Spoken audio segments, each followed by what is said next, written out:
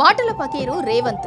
అబద్ధాలు చెప్పి అడ్డిమార్గుడ్డి దెబ్బలో సీఎం సీటెక్కిన రేవంత్ ఒక ఫెయిల్యూర్ ముఖ్యమంత్రి. సమాజంలోని అన్ని వర్గాలను నడి బజార్లో నిలబెట్టిన నాజీల వారసుడు.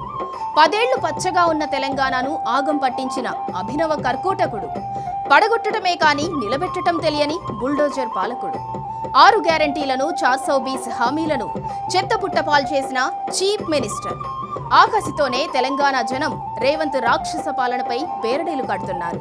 రేవంత్ సర్కార్ వైఫల్యాలను ఎండగడుతూ ఏకంగా బతుకమ్మ పాటనే పారడీ రూపంలో రూపొందించి సోషల్ మీడియాలోకి వదిలారు. పాటలో ఇంచు ఇంచుకు పంచే. ఇక చూసుకోండి యమ ట్రెండ్ అవుతోందా సాంగ్.